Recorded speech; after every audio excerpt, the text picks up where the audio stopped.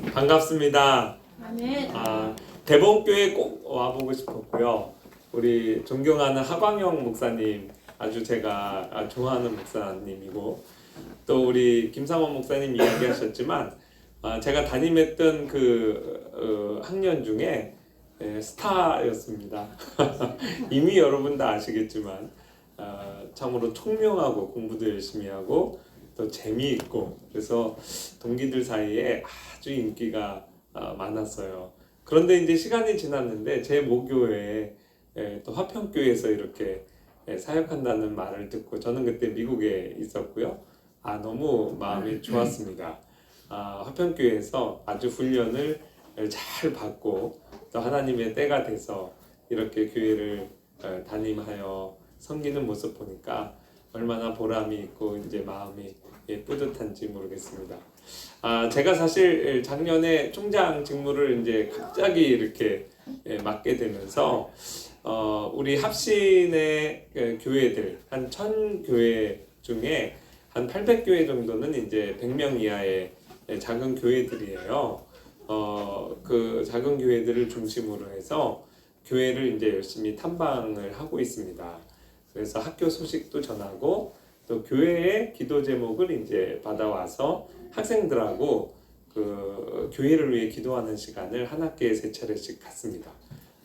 현장과 클래스가 기도로 하나가 되자는 그 운동을 하고 있고요. 또 교회는 사실 한 달에 한 번 교회 이름으로 10,000원을 학교 후원하면 제가 이제 그 교회를 탐방하거든요. 제가 극동방송 나가서 이제 이 얘기를 했더니 막 웃어요. 펀드레이징 자체가 목적이 아니라 기도 운동이라고 이제 말씀드렸죠. 그래서 사실 제 제자 중에 부산에 작은 교회를 또 개척해서 섬기는 제자가 있는데, 뭐 10만 원 KTX 끊고 가서 방문해서 설교하고 교제하고 또 위로도 전하고 그렇게 이제 또 기도 제목 받아서 오고 했습니다. 오늘이 여기가 이제 69번째 지금 방문을 한 교회고요. 사실 좀 늦었죠. 왜냐하면 대범교회는 너무 감사하게도 이미 또 합신사랑 후원운동에도 참여하고 계셔서 오늘의 방문은 이제 감사 방문이라고 또 생각하시면 되겠습니다. 제가 좋아하는 말씀, 요한복음 13장 오늘 1절 말씀 봉독을 했는데요. 사실 요한복음 13장 1절부터 요한복음 끝까지 21장 전체가 이 봉독한 요 한 말씀의 주제 안에 이렇게 담겨 있어요. 예수께서 세상에 있는 자기 사람들을 사랑하시되 끝까지 사랑하시니라 이렇게 선언을 하고, 이 끝까지 사랑이 어떤 사랑인지를 요한복음 21장까지 이제 사도 요한이 자세하게 그리고 있습니다. 그래서 우리가 비록 1절만 읽었지만 오늘 요한복음 21장까지의 내용들을 한번 살피면서 사도 요한이 우리에게 하고 싶은 말, 성령님께서 요한을 통해서 우리에게 계시해 주시는 말씀을 한번 새겨보고자 해요. 사실 요한은 이 사도 요한은 요한복음을 아주 이후에 나중에 이제 기록을 했어요. 성경이 보통 AD 60년경에 공간복음이 다 기록됐습니다. 공간복음 마태, 마가, 누가, 이렇게 마태, 마가, 누가복음은 AD 한 60년경을 넘어가면서 기록이 돼서 예수님이 십자가에서 달리셨던 일을 기억하는 세대 절반 이상의 교인들이 그렇게 기억을 하고 있었어요. 근데 이제 에피파니우스라고 하는 고대 교구가 말하기를 이 요한의 서신 요한복음은 사도 요한이 나이가 90세가 돼서 아주 할아버지가 됐을 때 이제 기록했다, 이렇게 전승으로 남기고 있어요. AD 90년이 넘은 시점에서 기록을 했습니다. 그래서 요한이 요한복음을 기록할 당시에는 이미 공간복음 내용을 다 알고 있어요, 사람들이. 요한복음에는 공간복음에는 없는 내용들이 많이 기록되어 있습니다. 이유가 이제 이런 거예요. 또 겹치는 경우들도 있죠. 오병이어 표적처럼 워낙 중요한 사건, 또 예수님의 십자가, 부활, 이러한 기사들을 다룰 때는 공간복음에는 없는 그 무대 뒤의 이야기, 또 그 전후에 공간복음을 통해서는 알려지지 않는 이야기들을 이제 많이 기록을 하고 있습니다. 일례로 제가 첫 화면을 열어드릴게요. 지금 봉독한 말씀 바로 다음에 세족식 나옵니다. 여러분, 세족식은 공간복음에 없어요. 수련회 같은 데 가서 우리 주일학교 아이들 발 씻어주면 아이들이 처음엔 키득거리다가 나중에 되게 진지해지거든요. 왜 그러냐면 발 닦아주는 선생님들이 때로는 울기 때문에 그래요. 예수님 생각하고 눈물이 나는 거죠. 오늘날 이 세족식을 해도 뭉클한 감동이 있는데, 내일이면 예수님께서 십자가에 달리십니다. 말로만 유언하신 게 아니라 행동으로도 유언하신 거예요. 이 세상 나라 질서에서는 가장 높은 사람이 아랫사람들을 힘으로 다스리지만 이 하나님 나라의 통치 원리는 그런 게 아니야. 제일 높은 지위에 있는 사람이 제일 낮은 자리에 내려와서 그 발을 닦아주는 거야. 그 당시 종과 노예들이 하는 일을 주님께서 하실 때 이 제자들이 그걸 감당할 수 없었죠. 얼마나 충격으로 다가왔겠어요. 이후에 아마 평생 이날의 경험이 마음에 이제 각인됐을 겁니다. 그리고 이제 연이어서 나오는 스토리가 최후의 만찬입니다. 제가 아주 유명한 그림 프레스코 벽화 상태로 이제 갖고 왔어요. 누구의 작품이죠? 레오나르도 다빈치, 굉장히 유명한 인물이죠. 레오나르도 다빈치가 그랬기 때문에 또 유명해지기도 했고, 뭐 원근법을 사용했다 이래서 이제 미술사에서도 굉장히 알려진 작품이에요. 근데 이제 이 레오나르도 다빈치가 이 그림을 그릴 때 어떤 장면을 포착한 것 같으세요? 사실 상상 속에 그린 그림인데, 예수님께서 조금 전에 너희 중에 나를 팔 자가 있다 이렇게 이제 말씀하실 때 깜짝 놀래서 좌우로 6명의 이제 제자들이 깜짝 놀라는 장면을 이제 그리고 있어요. 그러니까 이 안에 12제자가 다 들어가 있는 거죠. 자, 오늘의 주인공 사도 요한이 어디에 있을까요? 혹시 요한을 특정할 수 있겠어요? 자, 예수님 보시기에 예수님의 오른편에 약간 여성스럽게 그린 인물이 사도 요한입니다. 여러분이 혹시 유럽 여행을 하시다 보면 옛날 이제 천주교 성당에 가면 이런 벽화 그림도 있고 뭐 조각상도 있고, 그다음에 이제 이렇게 유리에다가 스테인드 글래스 형태로 그 오래전 예배당에서 예수님의 12제자들을 그린 그림이나 작품들을 보실 거예요. 근데 사도 요한을 구분해내기가 제일 쉽습니다. 왜냐하면 12제자 중에 제일 어리게 그린 사람이 요한이에요. 이 룰이 한 17세기 정도까지는 적용이 됐는데요. 실제 그 사람이 턱수염이 있었는지 없었는지가 중요한 게 아니에요. 20살이 넘으면 남자는 무조건 수염을 그렸어요. 수염이 안 나는 사람도 있을 텐데 무조건 그려요. 그리고 미성년자, 고등학생 중에도 수염이 날 수가 있죠. 그래도 미성년자는 무조건 수염을 그리지 않습니다. 그렇게 해서 성년과 미성년을 구분했어요. 예수님의 제자 가운데 최후의 만찬 시점에 10대 아직 성년이 되지 않은 제자가 사도 요한입니다. 한 명을 그리면 무조건 사도 요한이고요. 가끔씩 2명이 이렇게 턱수염이 없는 경우가 있어요. 그 경우는 요한과 그의 형 야고보일 확률이 굉장히 높고요. 가끔씩 3명을 안 그릴 때 있어요. 3명을 안 그릴 때는 조사를 해보니까 이견들이 있더라고요. 강력한 후보 중에 하나는 이제 안드레입니다.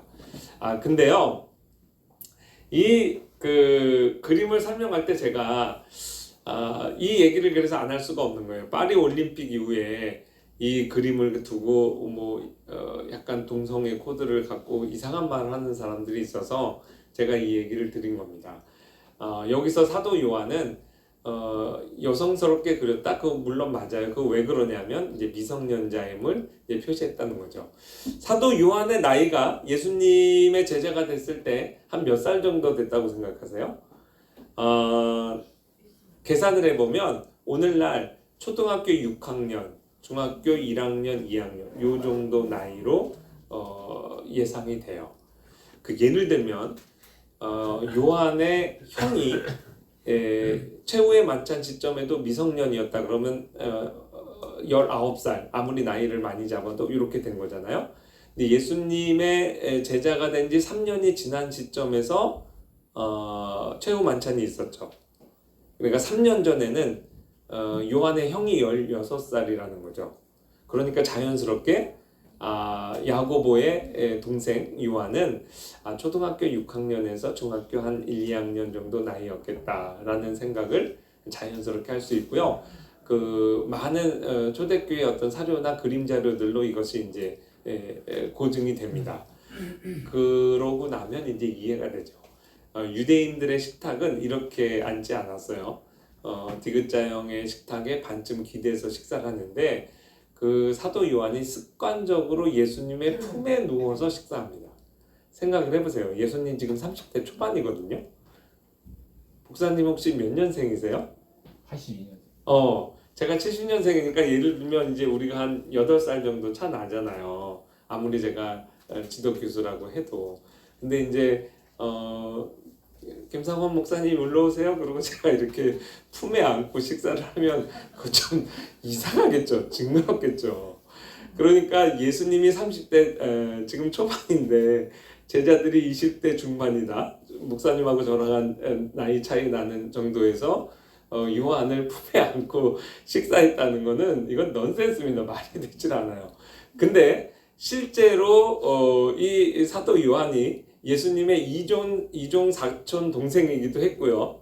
만약에 초등학교 6학년 나이다. 그럼 이해가 되죠. 제가 신학교 들어가기 전에 초등학교 남자 6학년 반만 8년 교사를 했어요. 그러니까 20대 제가 청년일 때 우리 그 초등학생들 제가 늘 끼고 살았거든요. 그건 좀 자연스럽습니다. 그 질투로 똘똘 뭉친 제자 공동체에서 그렇게 이제 요한이 예수님께 사랑받고 별명이 사랑받는 제자라 했는데 그렇게 귀여움을 떨고 예수님 품에 의지하고 이런 것들을 나머지 형들이 용인 안 되는 그 막내라서 그래 아주 어려서 이제 그렇습니다. 자, 이 정도 그래서 제가 말씀을 드려요. 요즘 이상한 이야기 하는 분들이 많아서 그렇게 좀 상식적으로 알고 계시면 좋겠다는 생각이 들고 제가 이제 어려서부터 초등부 때부터 이제 이 그림을 볼 때마다 공간복음을 또 읽을 때마다 들었던 의문이 있어요. 일단 가룟 유다가 참으로 어리석다는 생각을 했습니다.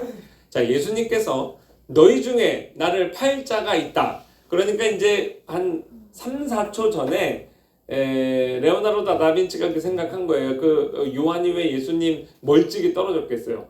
바로 몇 초 전에 예수님 품에 누워 있었어요. 그러니까 예수님이 너희 중에 나를 팔 자가 있다니까 깜짝 놀라서 품에서 이렇게 딱 떨어져 나간 거거든요. 그 장면을 지금 포착해서 그린 건데 아니 이것도 이제 설명이 필요하죠. 그 유대인들이 지금 6월절 만찬은요. 오늘날도 그렇지만 6월절 때 뭐 먹냐면 무교병을 먹습니다. 그러니까 이스트도 넣지 않고 설탕도 넣지 않은 딱딱한 빵을 먹어요. 출애굽할 당시를 이제 상상하라는 거죠. 맛으로 먹은 게 아니에요. 하나님이 먹으라. 그래서 이제 먹은 거죠. 그 6월절 종교적인 예식을 따라 예식을 마치고 그 다음에는 자연스럽게 앉아서 식탁 교제를 하는 거예요. 애찬을 하는 겁니다. 그러니까 그땐 좀 자유롭죠. 그래서 그 맛없는 빵을 우리나라식으로 이야기하면 조청 같은 거를 찍어 먹은 것 같아요. 그래서 좀 딱딱하니까 수분이 있게 좀 적시고 거기다 당분도 좀 넣겠죠. 근데 이제 가룟 유다가 참 어리석다라는 생각을 한 것이 너희 중에 나를 팔 자가 있다 그러니까 공간복음에 보면 누굽니까 이렇게 물어보잖아요. 예수님이 뭐라고 대답하세요?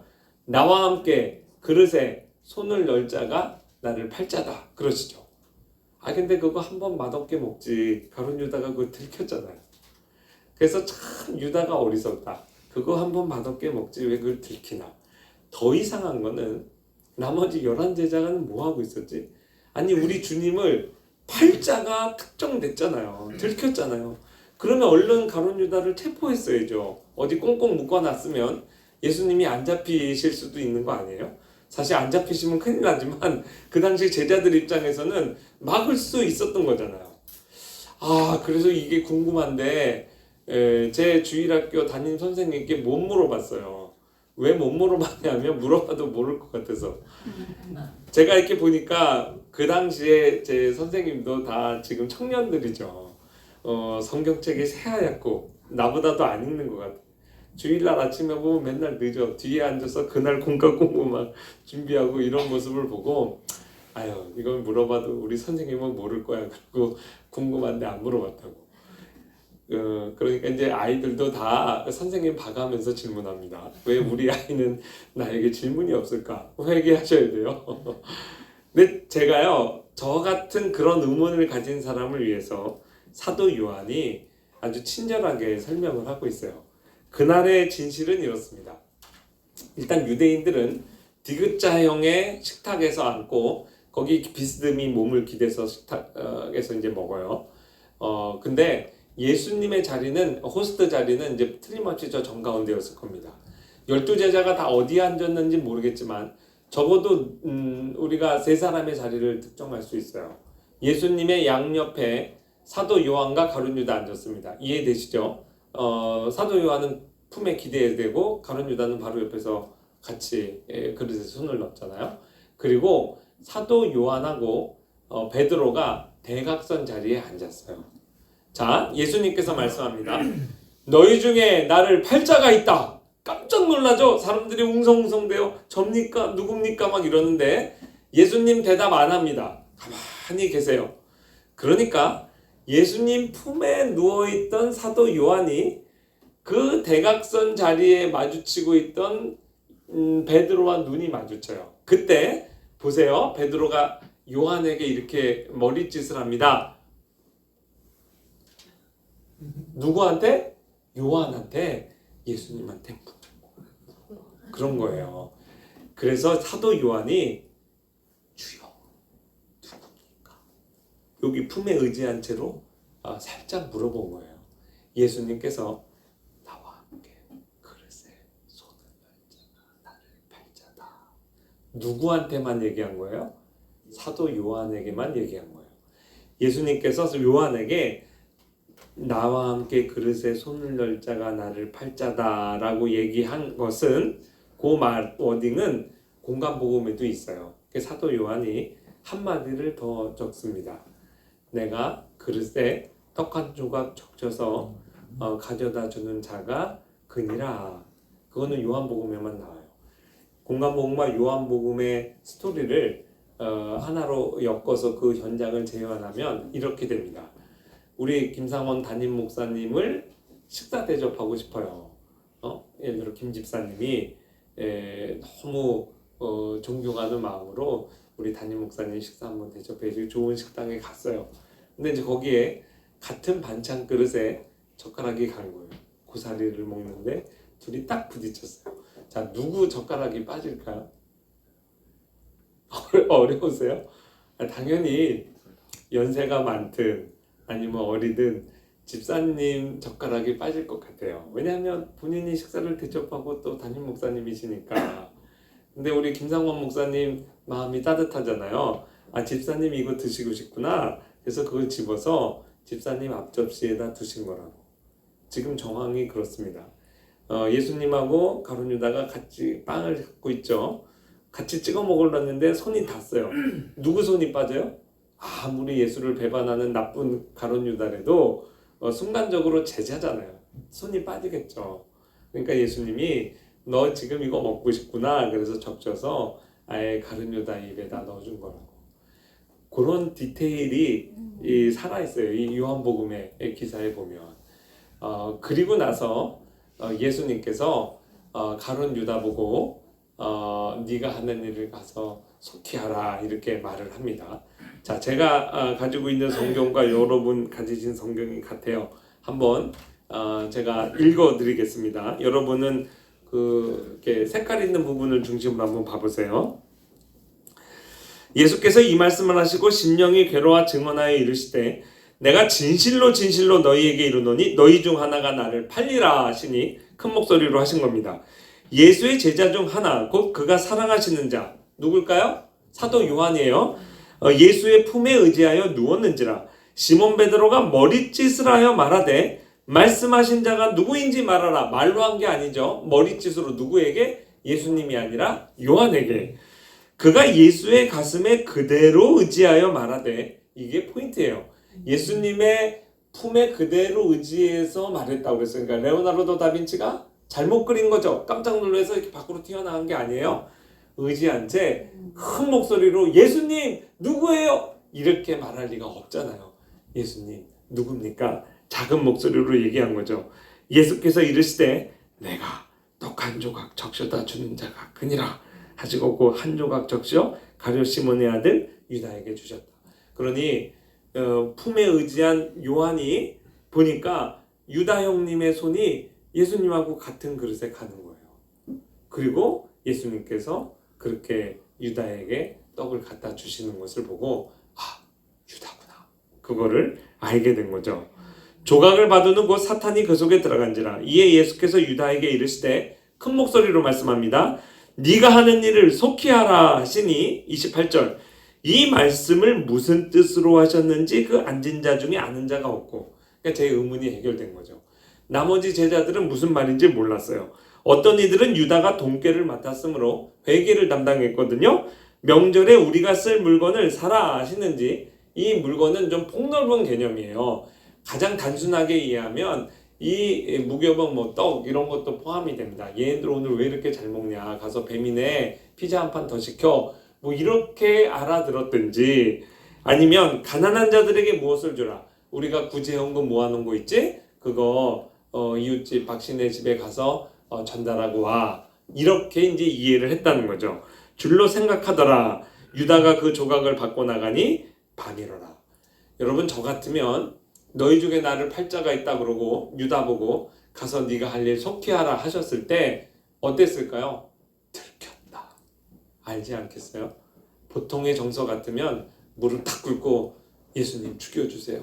제가 예수님을 배반했습니다. 이렇게 하고 회개할 법한데 이때는 이미 가룟 유다의 마음을 사탄이 사로잡고 있었어요. 그래서 회개의 기회를 박차고 나갑니다. 예수님께서 마지막까지 유다에게 회개의 기회를 주셨죠. 끝까지 비밀을 보장해 주면서 인격적으로 대하셨어요. 예수님의 유다를 향한 그 태도에서도 우리가 많은 것을 배웁니다. 그리고 나서 장면은 겟세마네 동산으로 바뀌어요. 겟세마네 동산에 예수님 혼자 가셨을까요? 아니죠. 제자 3명을 데려가십니다. 누구를 데려가셨죠? 베드로, 요한, 야고보. 그래서 학자들 중에도 그렇게 이야기를 해요. 예수님의 제자들 한 70여 명이 있었는데 그 중에서 12명을 선택했고 그 가운데서도 3명을 특별히 애정하는 제자가 있었다. 그것도 이제 설득력이 있다고 봅니다. 그렇게 인너서클 3명을 또 특별히 생각하셨다는 생각도 하는데 할 수도 있는데 제 생각에는 그 질투가 많은 12제자 중에 예수님께서 종종 심부름을 보낼 때 나이 제일 많은 베드로는 이미 예수님의 제자가 될 때 결혼을 했어요. 가정이 있었죠. 자기 사업체 따로 갖고 있었습니다. 12제자 중에 제일 나이 많은 제자로 전승해서 이제 그렇게 기록을 하고 있어요. 알고 있어요. 그 다음에 제일 나이 어린 아이 요한을 이렇게 종종 대표성을 띠고 심부름을 보내셨던 것 같아요. 근데 워낙 요한은 미성년자이기 때문에 그의 친형이 따라다녔던 거죠. 그렇게 이제 생각을 한다면 어떻게 보면 12제자 대표성을 띠고 있는 3명을 데리고 가서 이제 기도를 하신 겁니다. 근데 그때 예수님이 이제 잡히시는데요. 유대인들이 예수님을 이제 로마에 넘겨주잖아요. 유대 당국자들이 머리가 현명한 사람들입니다. 사실 예수님을 안식일을 어겼다, 율법을 어겼다, 성전을 모독했다라는 죄로 즉흥적으로 죄인으로 몰아서 이렇게 돌팔매질을 해서 예수님을 제거할 수도 있었어요. 그런데 그렇게 되면 어떻게 되냐면 예수님을 추종했던 민중이 일어나서 소요 사태를 일으킬 것을, 밀란이 일어나는 것을 유대 당국자들이 두려워했다고 했어요. 이 똑똑한 사람들이 지혜를 짜내서 예수님을 제거하고 나서도 이러한 난리가 일어나는 것, 미뇨 사태가 일어나는 것을 한 방에 없앨 수 있는 묘책을 발견해냅니다. 그게 뭐냐면 예수님을 제거하되 나무에 달리게 하면, 예수님이 제거되고 나서도 예수님을 하나님이 보낸 선지자라고 생각하고 그를 추종하는 세력이 일시에 사라질 거라는 것을 알았어요. 왜 그럴까요? 유대인들에게는 신명기서에 말씀이 있어요. 나무에 달린 자마다 하나님께 저주를 받은 자라는 얘기가 있어요. 그래서 어떤 방식으로든 예수를 십자가에 다는 게 중요했다고. 그러나 일제강점기에 우리에게 사형권, 처형권이 없었던 것처럼 그 로마의 당국의 힘을 빌어서 예수를 십자가형, 극형을 받도록 하자. 근데 거기에 예수님께서 파놓은 함정에 이들이 생각할 때는 넘어간 거죠. 뭐냐면 그 당시 왕정 통치잖아요. 가이사 시저가 통치하는, 황제가 통치하는 로마 통치에 내가 유대인의 왕이다 그러셨거든. 그 왕이라고 하는 거는 반란 수괴범 아니에요. 구테타를 일으킨 거라고. 그래서 빌라도가 예수를 어떻게 해서든 종교적인 어떤 그 모함을 받았다 생각해서 방면하려고 하니까, 우리에게는 왕이 시저밖에 없습니다. 그런데 당신이 이 예수를 놓아준다는 것은 정치범, 유대인의 왕을, 구테타범을, 반란 수괴범을 방면한 죄를 범하는 거니까 당신 책임을 지겠냐? 빌라도가 바로 입장을 바꾸죠. 그래서 유대인들이 이렇게 명석한 거예요. 그런데 하나님의 지혜는 이들의 지혜를 무효화시키죠. 갈라디아서에서 사도 바울이 이 내용을 인용합니다. 정말 예수님은 나무에 달려 하나님의 저주를 받으셨어요. 근데 그 저주를 왜 받으셨어요? 우리 모든 하나님의 백성의 죄를 다 지고 대신 그 하나님의 저주를 받으신 거예요. 그게 십자가의 복음이죠. 이것을 유대인들이 그 당시 몰랐던 겁니다. 어쨌든 예수를 체포할 때 반란 수괴범을 체포하러 왔으니 수많은 군인들이 중무장하고 옵니다. 횃불 들고 왔다고 그랬고요. 칼을 들고 왔다고 그랬어요. 칼만 들고 온 게 아니에요. 몽치를 들고 왔다고 그랬어요. 그 무기거든요.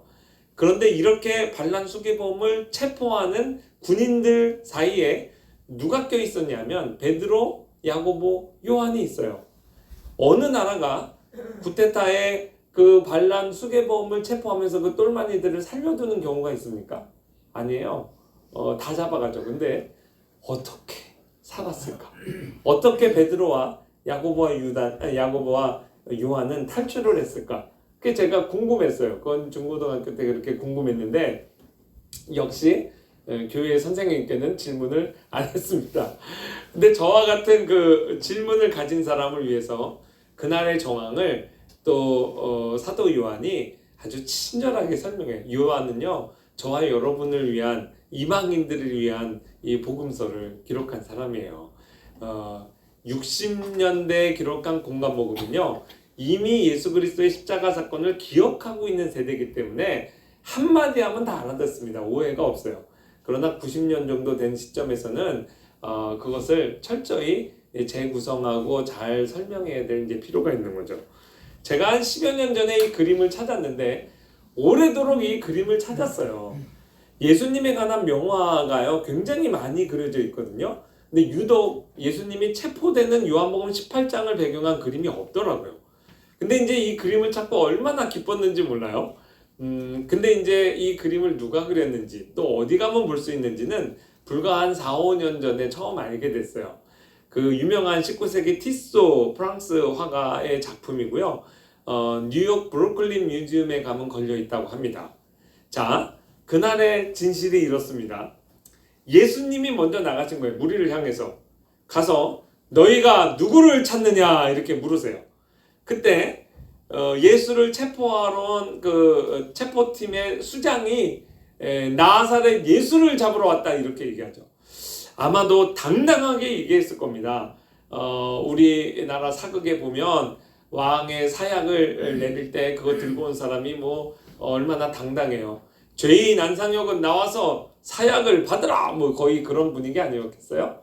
근데 예수님께서 내가 그니라 이렇게 대답합니다. 근데 예수님이 내가 그니라 그럴 때 요한복음에만 기록이 있어요. 예수를 둘러쌌던 군인들이 일시에 뒤로 물러가서 다 자빠집니다. 예수님께서 능력을 행하신 거죠. 군인들을 땅에다가 다 매다 꽂으신 거예요. 근데 여러분 예수님이 3년 공생의 사역을 하시면서 단 한 번이라도 예수님의 신적인 능력을 사용해서 사람을 제압하신 일이 있을까요? 한 번도 없어요. 예수님이 능력을 사용해서 귀신을 내쫓고 바다를 잠잠케 하고 그 다음에 강력한 능력을 사용해서는 죽은 나사로 그 다음에 달리다굼 그러면서 소녀 그 다음에 누가복음에 보면 장례를 치르러 가는 죽은 청년들 살렸죠. 그리고 치료하시는 데 사용하고 달리다굼 나사로야 나오라 소녀야 일어나라 청년아 일어나라 이런 때 이제 예수님의 신적인 능력을 사용했어요. 사람을 치료하고 살리는 데 사용하셨지 한 번도 사람을 제압하신 일이 없죠. 유일한 예외가 이때예요. 예수님께서 아마 무협지 소설가가 이 장면을 기록했으면 장풍을 쓰셨다 이렇게 아마 할지도 모르겠어요. 예수님을 둘러싼 군인들을 땅에다가 다 매다 꽂습니다. 그리고 예수님이 두 번째 나가서 묻습니다. 너희가 누구를 찾느냐?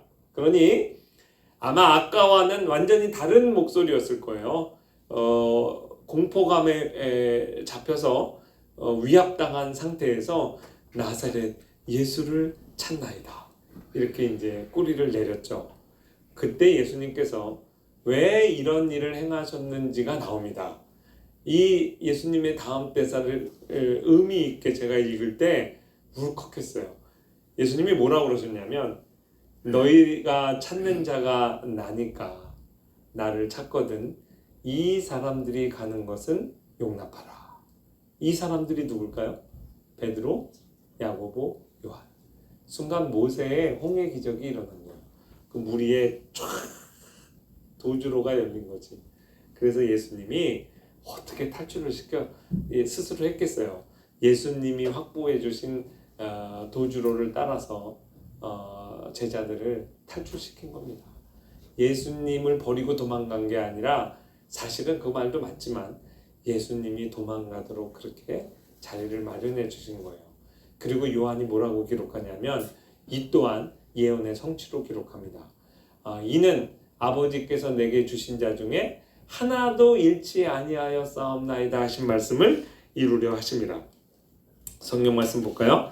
예수께서 그 당할 일을 다 하시고 나아가 이르시되 너희가 누구를 찾느냐 대답하되 나사렛 예수라 하거늘 강대강입니다. 내가 그니라 하시니라. 그를 파는 유다도 그들과 함께 섰더라. 예수께서 그들에게 내가 그니라 하실 때 그들이 물러가서 땅에 엎드러지는지라. 이에 다시 누구를 찾느냐라고 물으신데 그들이 말하되 아마도 작은 목소리로 나사렛 예수라 하거늘 예수께서 대답하시되 너희에게 내가 그니라 하였으니 나를 찾거든 이 사람들이 가는 것은 용납하라 하시니 이는 아버지께서 내게 주신 자 중에서 하나도 잃지 아니하였사옵나이다 하신 말씀을 응하게 하려 함이로라. 이에 시몬 베드로가 칼을 가졌는데 그것을 빼어 대제사장의 종을 쳐서 오른편 귀를 베어버리니. 이에다가 동그라미를 치세요. 이것도 많은 것을 이렇게 우리에게 가르쳐주죠. 그 겁쟁이 베드로, 예수님 모른다고 부인하잖아요. 도망가잖아요. 그런데 많은 군인들이 중무장을 하고 칼을 들고 있는데 어떻게 용기 백배해서 칼을 뺏겠어요. 베드로가 볼 때 예수님이 내가 그니라 한마디에 이 군인들이 완전히 제압되는 걸 본 겁니다. 야, 역시 파도를 잔잔케 하시는 우리 예수님 말씀 한마디 군인들이 완전히 제압당하는구나. 그리고 숟가락을 얹은 거죠. 근데 예수님께서 딱 여기까지. 아버지께서 내게 주신 잔을 내가 왜 마시지 않겠냐. 너 지금 내가 구하면 12영이나 되는 군단이 내려와서 사단이 내려와서 이 상황을 한 번에 제압할 수 있는 거 모르냐? 그렇게 되면 예언이 어떻게 성취되겠냐. 또 하나, 칼로 일어난다 칼로 망한다. 내 칼을 칼집에 꽂아 넣어라. 뻘쭘해진 베드로가 그래서 예수님이 처음부터 마련해 주신 도주로를 따라서 그렇게 도망갔던 거예요. 무대의 장면은 그 다음에 예수님이 예루살렘 뜰에서 대제사장 뜰에서 신문 받는 장면이 나와요. 오늘날 예루살렘 그 모형도 보고 난 걸 보면요, 그 바로 옆에서 베드로가 예수님 부인합니다. 그 거리가요 10m에서 길게 잡아도 15m예요. 10m에서 15m는 서로 눈이 마주치고 표정을 읽을 수 있는 거리예요. 예수님이요 아주 모욕을 당했어요. 여러분 혹시 일평생 사시면서 부부싸움을 할 때 여러분의 배우자가 여러분 얼굴에 침을 뱉는 경우 있습니까? 상상조차 못하죠. 우리 자연인들은 일평생 그런 모욕을 경험하지 않고 죽습니다. 근데 예수님은 침뱉음을 당하셨어요. 그 다음에 구타를 당하시는데 어떤 식으로 구타당하셨냐면 눈을 가려요. 그리고 그냥 막 구타를 합니다. 그리고 눈을 벗기고 너 선지지 않으면 우리들 중에 너 누가 때렸는지 맞춰봐. 그런 모욕과 수욕 당하실 때, 고문 당하실 때 예수님 무슨 생각하셨을까? 베드로 생각하셨습니다. 왜냐하면 베드로가 바로 옆에서 나 예수님 모른다 그렇게 부인하고 있거든요. 근데 누가복음 22장에 보면 기가 막힌 말씀이 있어요. 베드로가 예수님을 모른다고 3번 부인하고 예언대로 닭이 울죠. 닭이 울 때 예수님이 고개를 돌려서 베드로와 눈을 마주칩니다. 베드로가 그 예수님의 시선을 받고 양심의 가책을 입고 밖에 나가서 통곡하고 온 거예요. 누가복음 22장 말씀이에요. 베드로가 이르되 이 사람아 나는 내가 하는 말을 알지 못하노라 하고 아직 말하고 있을 때 곧 닭이 울더라. 주께서 돌이켜 베드로를 보시니 베드로가 주의 말씀 생각이 나서 밖에 나가심이 통곡하니라. 여러분 예수님이 눈빛으로 베드로에게 무슨 말씀 하셨다고 생각해요? 야 너 꼴 좋다. 거 봐라 내가 너 나 부인한다 그랬지. 하여튼간에 내가 부활하고 나서 너 죽었어. 너 두고 보자 그랬을까요? 아니에요. 예수님이 눈빛으로 틀림없이 괜찮아 그러셨을 거예요. 괜찮아. That's okay. I told you. 내가 얘기했어. 너 오늘 다 오기 전에 내가 나 부인한다 그랬지? 그리고 너 내가 이미 용서했으니까 나가서 내가 이미 부탁한 대로 다른 제자들 잘 살펴라. 아마 그런 따뜻한 용서의 눈빛을 보내신 것이 틀림없습니다. 왜냐하면 누가가요 그 바로 직전에 무엇을 기록하고 있냐면요, 시몬아 보라 사탄이 너희를 밀가부로 하려고 요구하였으나 그러나 내가 너를 위하여 내 믿음이 떨어지지 않기를 기도하였노니 너는 돌이킨 후에 내 형제를 굳게 하라. 원래 히브리어로 여기는 물론 헬라어로 썼지만 돌이키다는 말이 이제 히브리어로 슈브란 말인데요. 그게 똑같은 동의어가 회개란 말이에요. 그러니까 베드로가 회개할 것을 공식적으로 이미 선언했어요. 기정사실화했어요. 그리고 회개한 후에 할 일까지 주십니다. 네 형제들을 굳게 하라. 계속 하나님 나라의 리더 역할, 총무 역할 맡기신 거죠. 근데 베드로가요 아마도 자기 스스로를 용서하기 힘들었던 것 같습니다. 그래서 요한복음 21장 드디어 요한복음의 마지막 장면으로 가면요, 베드로가 이미 부활의 주님을 만난 다음에 나는 고향으로 내려가서 고기 잡으러 간다 그랬어요. 물론 예수님께서 갈릴리에 내가 먼저 내려가서 너희를 만나리라 약속하셨지만 성경 기자가 베드로의 말을 그대로 옮겨 놓은 거 보면 베드로는 아마 이렇게 생각했던 것 같아요. 아무리 주님이 날 용서했어도 자기가 자기를 용서하기 힘들고, 또 하나 이 제자 공동체에서 더 이상 리더는 못 되죠. 예수님께 그렇게 칭찬받고 나이 많고 수제자 같은 역할을 했지만 제일 먼저 예수를 배교한 사람이 됐잖아요. 배교자가 어떻게 리더가 되겠습니까? 배교자가 어떻게 담임 목사가 되겠냐고요. 그러니까 베드로는 나는 그저 다시 고향에서 물고기 잡으면서 조그맣게 개척교회하고 이 하나님 나라 운동을 열심히 외조하겠습니다. 이런 마음으로 내려갔던 것 같습니다. 근데 예수님께서 베드로를 끝까지 따라가시죠. 그 유명한 장면입니다. 네가 나를 사랑하느냐 3번 물으시며 베드로가 3번 모른다고 부인한 것을 사랑의 고백으로 덮으신 것 거의 분명합니다. 왜냐하면 베드로가 예수님을 왜 부인했냐면 추워서 그랬어요. 추워서. 그 사막 기후가요. 낮에는 너무 뜨겁지만 해가 지고 나면 그 일교차가 커서요. 어떤 지역은 살얼음이 온다고도 해요. 그래서 새벽과 밤 공기가 찹니다. 그러니까 베드로가 손이 시려웠어요. 군불제로 내려갔다가 거기에 요종이 너도 한패지? 그럴 때 그 한마디에 확 무너져 내린 거 아니에요? 그게 예수님께서 디베라 새벽이잖아요. 춥습니다. 모닥불을 피워두세요. 그러니 베드로에게 그날의 상황을 리마인드 시키는 거 분명합니다. 어떻게 보면 짓궂게 느껴지기도 하지만 고름은 짜내야 되죠. 그래서 베드로에게 사람들 다른 제자들이 다 듣는 앞에서 예수 그리스도께서 3번의 사랑 고백을 받습니다. 여러분 저는요 이 내용을 읽을 때마다 좀 여러분들도 다 감동을 받겠지만 교회사를 전공하고 가르치는 입장에서 좀 특별한 은혜를 받아요.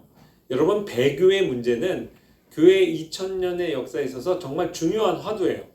로마에 10대 박해가 있었고 대박해가 있을 때마다 주기철 목사님 같이 훌륭한 순교자도 나오지만 훨씬 많은 배교자들이 쏟아져 나옵니다. 우리나라도 예외가 아니에요. 신사참배 문제요. 우리는 3.1절 특히 의미가 있죠. 신사참배를요. 장로교총회, 감리교총회, 침례교총회 다 각 총회들이 합법적인 것으로 가결시켰어요. 그러니 교회가 공식적으로 배교한 겁니다. 그래서요. 좋은 교회일수록 배교가 끝나고 이 전쟁 상황이 끝나고 나면 배교자들을 어떻게 다시 교회로 받을 것이냐 회개하고 받자. 회개시키고 받자. 이렇게 했어요. 그러니까 이 배교의 문제는 앞으로 교회가 2000년 동안 또 앞으로 주님 오실 때까지 교회가 풀어야 될 숙제입니다. 어떻게 보면 예수님께서 샘플을 하나 해결책을 이렇게 보여주신 거예요. 교회는 어떻게 했다고요? 좋은 교회일수록 회개하자고 그랬죠. 회개란 뭐라고요? 슈브, 돌아가자. 어디로 돌아가냐? 예수를 믿는다고 그랬다가 예수 모른다고 했으니 예수를 믿는다고 한 그 고백으로 다시 돌아가야죠. 우리가 세례받을 때 했던 고백으로 다시 돌아와서 공식적으로 저 예수 믿습니다. 이렇게 하고 다시 이제 교회에서 받아준 거예요. 근데 만약에 그런 시각으로 본문을 읽으면요. 예수님이 베드로 손잡고 어디로 가야 돼요? 마태복음 16장 16절로 가야 됩니다. 주는 그리스도시요 살아계신 하나님의 아들입니다. 내가 믿습니다. 그 베드로의 고백을 듣고 예수님 너무 기뻐하셨죠. 이 고백 위에 내 교회를 세우겠다고 그랬어요. 근데 교회의 기초가 무너졌잖아요. 그러니까 너 나 예수 믿는 거 맞아? 너 나 하나님의 아들로 믿어? 너 나 메시아인 거 믿어? 그거를 확인하셨어야죠. 근데 예수님이요 그렇게까지 잔인하게 안 하셨어요. 그 말은 뭐냐면 내가 예수를 모른다고 입으로 부인하는 그 순간에도 베드로의 마음속 깊은 곳에서 예수 그리스도는 하나님의 아들이지, 예수 그리스도는 메시아지, 나의 구세주지, 그 고백을 하는 베드로의 마음의 진정성을 의심하지 않았다. 그 예수님께서 베드로를 어떻게 대하셨는지가 저는 굉장히 울컥해요. 그리고 대신 사랑을 확인하셨잖아요. 사랑은요 처음 결혼하는 커플만 I love you 하고 결혼하는 게 아니에요. 저희 아버지가 2017년에 담도암 투병하다 돌아가셨는데 부부 생활을 50년 이상 하셨습니다. 근데 저희 어머니랑 친하게 당신 나 사랑해? 사랑하지. 당신은 나 사랑해? 사랑하지. 결혼한 거 하나도 후회 안 하지. 그렇게 유치하지만 아들이 보기에 그렇게 진하게 사랑을 고백하는 걸 제가 봤어요. 여러분 깊이 사랑하고 매일매일 보는 부부 사이도 언제든 물어볼 수 있는 게 사랑의 고백입니다. 또 제가 아까 좀 우스운 말로 했지만 베드로가 진짜 예수님 왜 고백했냐면 죽음이 두려워서 그랬습니다. 근데 죽음보다 강한 것이 사랑이죠. 우리 집이 불났는데 우리 아이가 있으면 어떡하겠어요? 부모가 들어가서 아이를 구하다 죽는 한이 있어도 하나님을 모르는 이 자연인들조차도 그걸 자연스럽게 생각합니다. 사랑이 죽음보다 강한 거예요. 과연 얼마 있지 않아서 베드로는 십자가에서 거꾸로 십자가에 매달려 순교합니다. 성경에는 그렇게 나와 있지 않지만 교회사 전승에서 저는 거의 확실하다고 생각해요. 근데 가만히 보면 성경에도 암시가 돼 있어요. 예수님께서 베드로의 죽음을 21장에서 말씀하시면서 그가 어떠한 죽음으로 아버지께 영광을 돌릴 것을, 죽음의 방식에 있어서도 독특하고 하나님께 영광을 돌렸다, 이렇게 이제 암시하시죠. 교회사의 아주 이른 시대에 아주 이른 시기의 사료가 클레멘스 서신이라고 있는데요. 거기에 보면 베드로의 죽음이 굉장히 영광스럽고 독특했음을 또 암시하고 있어요. 근데 여러분, 베드로만 그렇게 순교한 게 아닙니다. 나머지 12제자도 사실 예수님 모른다고 그러고 다 도망갔잖아요. 그런데요, 1435년에 스테판 러크너라고 그 쾰른 지역에서 활동한 르네상스 화가입니다. 제가 수업 시간에도 이 화가 그림을 종종 활용을 하는데, 이 화가가 그 천주교 성당에 가면 이제 우리나라 평풍과 같은데 이제 그림을 그린 거예요. 12사도의 순교라. 그래서 초대교회 전승, 그 당시 중세시대까지의 전승에 따라서 12제자의 최후 모습을 이렇게 그림으로 담아내고 있어요. 상당히 고증을 해서 이렇게 그렸다고 봅니다. 여러분 다 몰라도 왼쪽에 맨 위 두 칸의 인물을 금방 아실 거예요. 거꾸로 십자가에 달린 로마에서 베드로고요. 그 옆에 목베임을 당한 사람 바울입니다. 바울은 왜 십자가형을 안 당했는지 아세요? 로마 시민권을 갖고 있었기 때문에 그래요. 로마 시민권을 가지고 있는 사람은 인권 보호를 하는 차원에서 극형인 나무에 다는 걸 안 했어요. 빨리 고통을 끝내주려고 목베임을 했죠.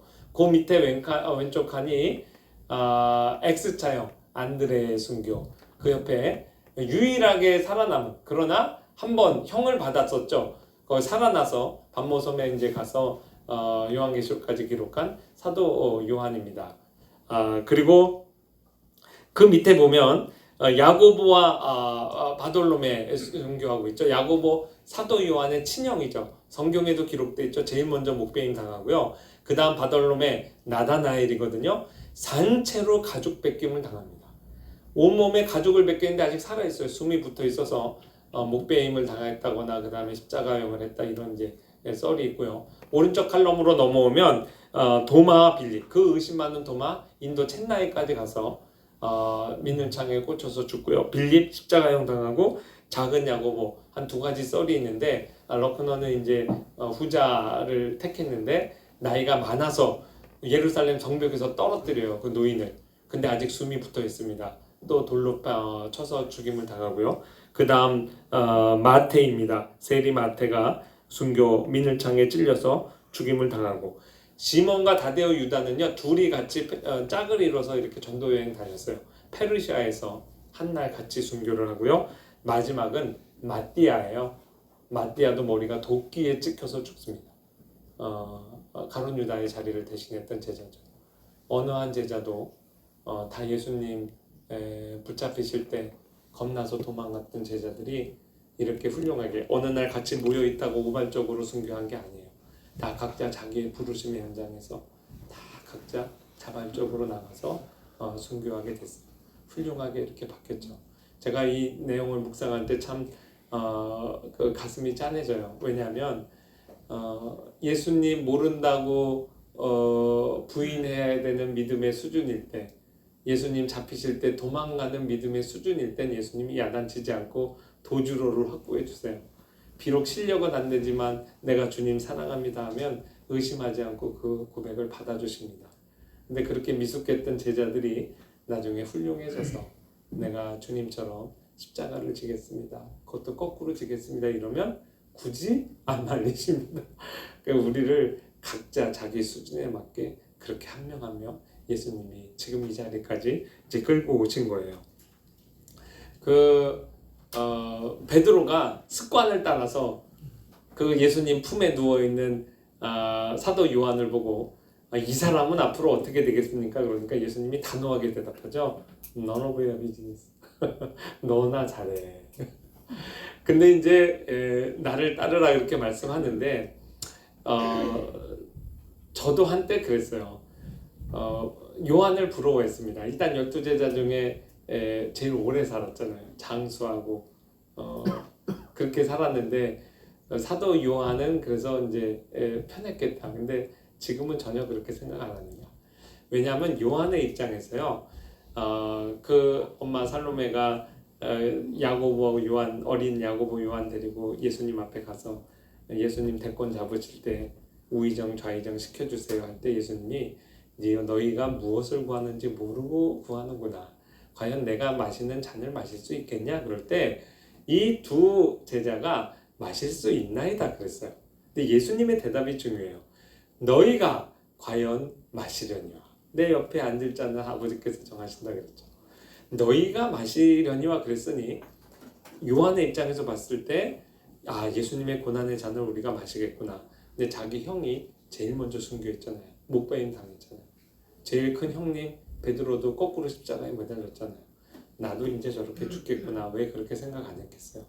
근데 예수님께서 무슨 계획인지 다른 형님들 다 순교한 소식 들리는데 자기만 이렇게 오래 사는 거예요. 근데 그렇다고 과연 요한이 삶이 편했을까요? 아니에요. 그 19세기의 멜랑톤이라고 하는 성경 주석가가 저랑 똑같은 생각을 했어요. 오래 사는 게 여러분 그렇게 행복합니까? 요한은요, 자기 친형을 비롯해서 형님들이 다 순교하는 거 지켜봐야 됐어요. 그리고 더 자기가 그렇게 목회했던 에베소 교인을 비롯해서 교인들이요, 원형 경기장에서 짐승에서 뜯겨서 순교하는 걸 다 지켜봅니다. 담임 목사 입장에서 우리 장로님, 권사님, 집사님들이 다 짐승에 찢겨서 순교하는 거 보는데 나는 살아있어요. 그건 미치지 않았겠어요? 하나님 왜 나를 먼저 데려가셔야 이게 맞죠. 그런 생각을 했겠죠. 그리고 이제 막 시작하는 새싹과 같이 시작하는 주님의 교회가 신천지 같은 이단이 일어나서 교회들이 들썩들썩하는 거를 다 지켜봐야 되는 그러한 세월을 감내해야 되는 것이 요한에게 맡겨진 고난의 잔이었어요. 내가 볼 때는 내 옆 사람은 평탄한 삶을 사는 것 같죠? 그렇지 않습니다. 모든 신자에게 하나님이 주시는 고난의 잔이 있고 십자가가 있는 거예요. 하나님께서 요한을 그렇게 세월을 다 감내하게 하면서 마지막 요한의 서신들을 기록하게 하죠. 누구를 위해서? 저와 여러분을 위해서. 그래서 공간복음 읽으면서 해결이 안 되는 문제들이 요한복음을 통해서 얼마나 우리에게 주시는 교훈이 또 커요. 그러니까 예수님께서 맡기신 잔이 다 있고 그것은 다 십자가와 고난의 잔이었다는 것입니다. 시간이 갔지만 제가 이왕에 이렇게 온 김에 잠깐 학교 얘기해드리겠습니다. 아까 말씀드린 것처럼 제가 한 학기에 3번 3차례씩 1년에 6번 합심 기도회라는 걸 만들어서 인도해요. 기도회 인도할 때마다 제일 먼저 수넴 여인 죽은 아이를 살리는 엘리사 이 본문을 읽고 시작을 합니다. 누군가를 위해서 기도한다는 것은 시체를 껴안고 기대하는 것 같다. 차라리 내 생명을 취하고 이 죽은 아이를 살려주세요. 엘리사가 그렇게 부르짖는 그 자세로 우리가 누군가를 위해서 기도하는 거야. 그리고 이제 지금은 2학년 올라가는 우리 1학년 학생들 이런 식으로 기도를 해요. 제가 한 사람 한 사람을 MDB 학생은 전교생을 1년에 다 만납니다. 2시간씩 면담하면서 밥 사주고 면담해요. 그리고 과외 공부도 시키고 기도 제목 받아서 3개의 기도 제목은 다 이렇게 공개를 해서 다 프린트아웃해서 나눠주고요. 뭐 이런 식으로 김현별 전도사님 뭐 삶을 살아가는 가운데 하고 이제 기도 제목 3개 중에 하나를 제가 본인이 선택한 하나를 크게 선창을 해요. 그럼 다 우리 눈 뜨고 기도합니다. 그럼 아멘 그렇게 합니다. 적어도 그 순간은 전교생이 우리 동료 학우의 한 시급한 기도 제목 하나를 갖고 다 아멘 하는 거예요. 김현별 전도사님 굉장히 어려 보이죠. 실제 합신 50기 이제 이번에 학생들이 입학했는데 50기 역사에 아마 제일 나이 어릴걸요? 19살에 대학원생이 됐습니다. 그게 어떻게 가능하냐? 중학교 3년 과정을 1년 검정고시로 패스하고 고등학교 3년 과정도 1년에 마쳤어요. 그 1년밖에 공부할 게 없던데요? 그리고 이제 올해 20살이 됐지. 실제 공부도 잘하고 이렇게 이제 하고 있어요. 그리고 나서 제가 이제 저 기도 제 노트고요. 또 올해는 또 올해 노트가 있어요. 저렇게 학생들 기도 제목 듣고 기도를 하고 그 다음에 이제 후반전에는 아까 말씀드린 대로 이렇게 후원교회 방문해서 제가 기도 제목 받아온 거. 제가 이렇게 후원교회 방문한다 그러니까 우리 학교의 선배들이 다 자기 책을 쓰신 분, 번역하신 분들이 책 기증해서 책을 제가 이렇게 선물을 합니다. 그리고 이제 돌아다니고 있는데 한 교회만 소개하고 오늘 설교 마칠게요. 우리 김상원 목사님도 아실 거예요. 우리 화평교회에서 같이 사역했던 보성화평교회 윤태영 목사님. 사실 저랑 우리 교회에서 같이 자랐고요. 저보다 2살 많고 제 형님입니다. 제 형의 이제 친구예요. 근데 이 윤태영 목사님의 사모는 우리 성진 엄마 중학교 때 친구예요. 그러니까 사실 저희가 이제 소개한 거나 다름이 없는데 보성화평교회 아마 여러분이 못 들어보셨어도 3년 전에 이 사건은 기억하실 거예요. 주요 뉴스에 다 보도가 됐거든요. 78세인가 되신 그 노인분이 급발진을 주장했지만 급발진이 아니라 졸음운전이었어요. 그 브레이크를 밟지 않은 상태로 버스 정류장을 덮쳐서 정류장에서 버스 기다리고 있던 고2 여학생이 현장에서 즉사합니다. 근데 그 고2 여학생이 우리 윤태영 목사님의 막내 딸이에요. 다희. 얼마나 기가 막힌지. 그 현장을 엄마가 가서 봤는데 뼈가 온전한 게 하나도 없었대요. 그 비참한 죽음을 그냥 그 엄마가 지켜본 거예요. 저도 너무 마음이 충격을 받고 슬퍼서 이제 내려갔을 때 제가 운구도 했어요. 근데 이제 작년 1월에 보성화평교에 이제 내려가서 하루를 같이 지내보니까 기가 막힌 게 그 벌써 3년이 됐잖아요. 근데도 그 슬픔을 이기질 못해서 그 예배당, 허름한저 예배당 앞에 또 아주 허름한 작은 아파트가 있는데 거기 사택이 있어요. 근데 사택을 지금도 안 들어요. 이 두 부부가 들어가면 딸 생각이 나니까 그 그냥 예배당에서 먹고 자고 살고 있습니다. 노예 활동도 안 하고 그냥 그 슬픔을 아직도 이기지 못하고 있어요.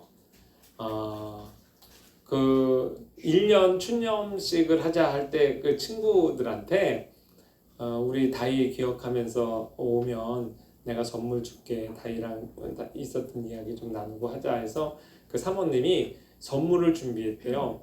맥시멈 50명 올 거 생각하고 텀블러를 준비했는데 몇 명 온 줄 아세요? 300명이 왔답니다. 전교생이 다 온 거죠. 다희가 그렇게 고등학교에서도 아주 밝았던 아이예요. 이 보성이라는 지역이 텃세가 강하답니다. 그래서 외지인에 대해서 마음을 잘 안 열어서 이 윤태영 목사님이 내려가는 날부터 하신 일이 뭐냐면 그 교통사고 날 만한 그 지역에서 무료로 이렇게 교통 봉사하는 거 그걸 10년이 넘게 해요. 얼마나 신실하게 하셨는지 그 동네에 기독교를 아주 싫어하는 경찰 아저씨가 자기 아내 교회 가는 거를 박해하고 반대했는데 10년 지난 시점에 그랬대요. 당신 내가 교회 가는 거 허락하겠다. 근데 조건이 있다.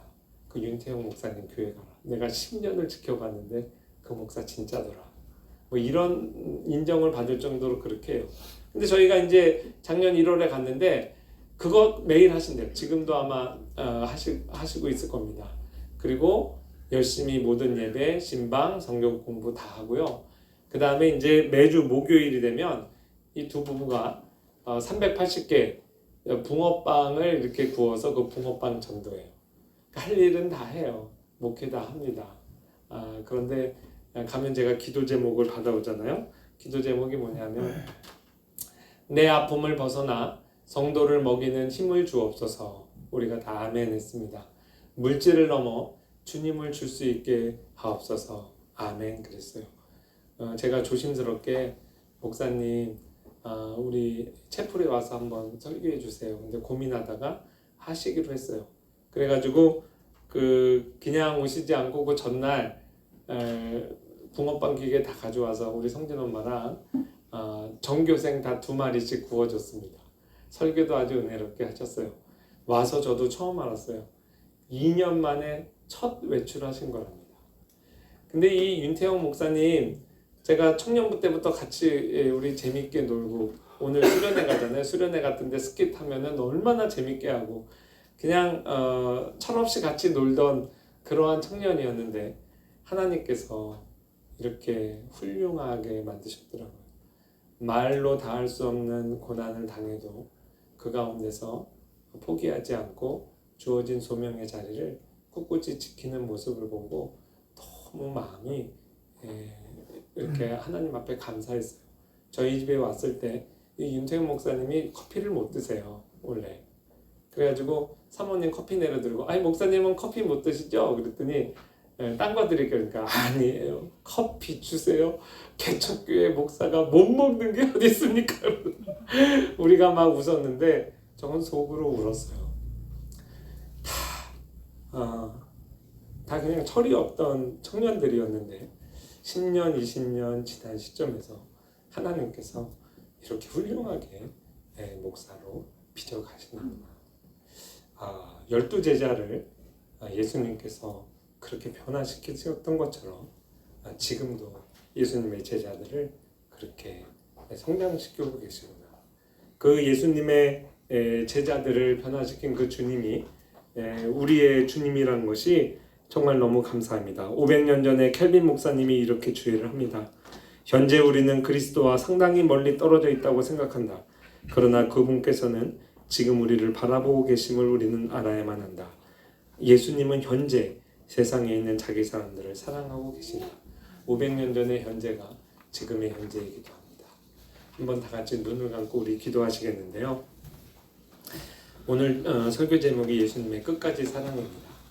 예수님의 이 끝까지 사랑이 아니었다면, 포기하지 않는 사랑이 아니었다면 지금 이 자리에 아무도 앉아 있을 수 없다고 생각을 합니다. 여러분, 기독교의 사랑은 끝까지 사랑이에요. 여러분 가운데 저는 여러분 오늘 처음 만났잖아요. 내가 무슨 내용을 누가에게 전해드는 거 있는 거 아니에요. 혹시 하나님께서 나에게 맡겨주신 가족, 또 친구, 이웃, 교회, 내가 지금까지 이렇게 사랑했지만 이제는 너무 힘들어요. 하나님, 올해까지만 사랑하고 그 손을 이제 놓겠습니다. 이런 마음을 혹시 몰라요. 먹고 계신 분, 그 대상이 배우자가 될 수도 있고, 자녀를 어떻게 포기하겠냐마는 자녀의 어떤 부분일 수도 있고, 친구일 수도 있고, 아니면 교회일 수도 있죠. 교회 섬기는 것도 한두 해지 이제는 너무 지쳤어요. 저도 나이도 많고 올해까지만 하겠습니다. 혹시 이런 마음을 먹고 계신 분이 있다면 혹시 알아요? 그러지 말라고 하나님이 저를 보내셨는지도 모르겠습니다. 기독교의 사랑은 끝까지 사랑입니다. 한번 시작했으면 주님 오실 때까지 끝까지 가는 겁니다. 한번 여러분 손에 맡겨진 영혼들 끝까지 가는 거예요. 예수님이 저와 여러분을 그렇게 사랑하셨잖아요. 그래서 지금 이 자리에 앉아 있는 거잖아요. 우리도 그러한 예수님의 사랑을 담게 해달라고 잠깐 기도하시고, 짧게 기도하시고 제가 기도하겠습니다.